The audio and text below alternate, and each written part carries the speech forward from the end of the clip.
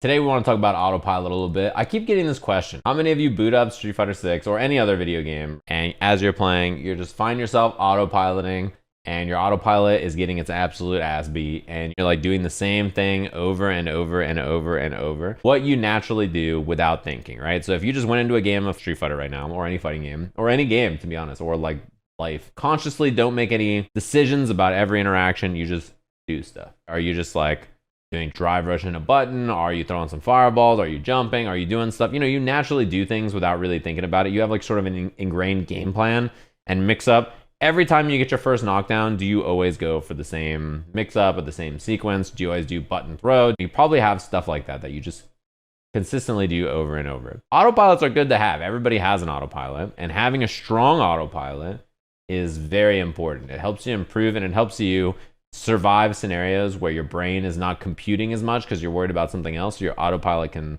save the day and save you. When you're playing the video game, you should not always be thinking about every single thing. Your autopilot should be handling a lot of stuff that's happening, but your brain should be focusing on specific interactions and looking for specific things. My opponent's jumping a lot, so I should look for more anti-airs. Or my opponent's taking a lot of throws on defense, so I should try to bait their throws out with neutral jump or walking back or whatever, right? So your brain can make decisions like that. But your autopilot is like your base. This is just what happens when you're not thinking about anything. Improving your autopilot comes from time and repetition and making the right choices more often. So whatever your bad habits are, whatever kind of like flowcharty things you're doing that are like not that good, but sometimes scam wins against people, removing those from your play consciously, thinking to yourself, I always do this mix-up, or I always jump after I take a throw, or every time I whiff grab, I mash DI, or something like that, right? Removing those aspects from your game. A great example is when I was teaching box, he knocks someone down, he tries to throw them. Every time his throw would miss, they would like jump. He would just DI them every time, right? And that was working. He got to plat, and immediately he would just like whiff throw, and then DI every single time, and like nobody fell for it anymore. And he had to like train himself consciously. Okay, when I whiff throw, if they're jumping, don't mash DI, just like uppercut them, right? You had to like change his autopilot. Recognizing habits like that and changing it, very important. You gotta play the game with intent. Every time you play the game and you make bad decisions or you're flowcharting, doing bad things, improve it by just focusing and being like, okay, this is something I need to fix. I need to fix this. I need to fix this. I need to fix this. Important advice, you know, as a wrestler, this is something that like you do in sports, right? And it's the same thing with fighting games, is you don't practice so that you don't get tired. It's impossible to not get tired. Your brain or your body gets beat up and you're not playing as well as you used to an hour, 2 hours, 3 hours ago, right? It's just natural.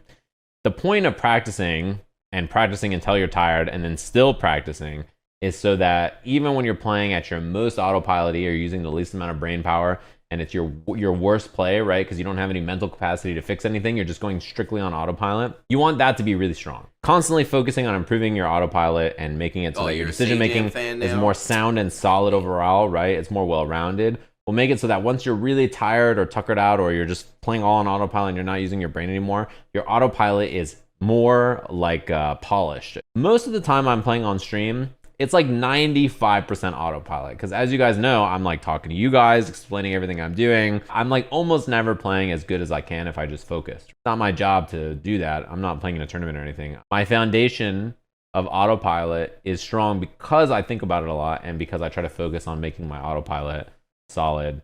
So even when I'm not paying that much attention, I can still play well and get things done. I will explain. Head empty, just go off, just start fucking punching and kicking the air. What are you looking for? What are you trying to stop when you're in neutral? When I'm in neutral, I'm overwhelmed. I'm trying to hit confirm, look up there, anti-air, brush them down, check their dashes, stop their drive rush, stop their drive impacts. How do you possibly have the mental stack to deal with all the things in fighting games? When I'm in this range here, this range where it's like right at the tip of my normals, they're hitting their stuff and I'm hitting my stuff. At this range, we can engage each other. Once you hit about that range, this range here, there's a couple of things to look for in fighting games, right? The first one is your opponent pokes, right? If your opponent pokes, you want to stand in a range where after they poke, you can whip punish them, right? If Ken's walking forward, I want to walk backwards to reset the space. And if he's walking backwards, then I want to walk forward to like walk him down and hold the same range so that I'm in the range where his normals miss, But if I take a step and then hit a button, then they'll connect. Or if he's gonna jump, it's not over my head. He's walking forward, you know, you walk backwards. If he's walking backwards, you walk forward. You just kind of keep the same range, this exact range. You don't want to get too close where anti-airing is hard because he can cross you up, right? So generally when you want to anti-air, you want to anti-air from like back here. The exact same range where his heavy kick misses is the same range where you want to stand to anti-air. See this? This is what I'm looking for. I'm looking to find that spot on the screen. So that if they jump, I can anti-air. If they whiff, I can whiff punish.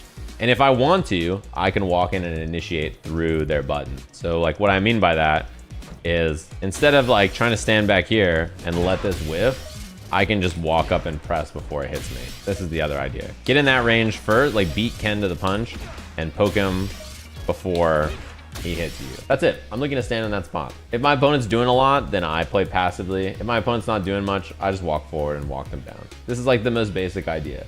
Now, when I'm cornered, I'm looking to drive impact my opponent's drive impact. That's it. Basically all I'm looking for. I just crouch. If they do a string and it's like negative, I hit jab. All I'm looking for the whole time is like drive impact, right? Like I'm waiting for him to do this so I can do this. This is literally my objective in life. In the middle of the screen, I don't think about DI at all. If I happen to do a poke that's like cancelable, you know, if I do this, then sure, I'll DI back on reaction because this is like really easy, right? As long as you have active frames. But if I do like this, you know, or something that's like, I do something early and I'm like just blocking, I'll just block. Blocking a DI in the middle of the screen is great for you, by the way, because look at their resources, right? It costs them 1 bar. I lose half a bar for blocking, and then it's -3. Just like, doesn't really matter. These plus frames, right? But you're chilling. It's the best way to practice ranges. So how do I know where to stand against Ken? Well, like what's Ken's furthest range button that he hits most of the time, right? This button. So if you stand slightly outside of the range of that, then you know you're out of range of his farthest reaching button, right? And for every character, it's different. So like the range where he whiffs his heavy kick, her heavy kick hits. You see this? See how far away hers is?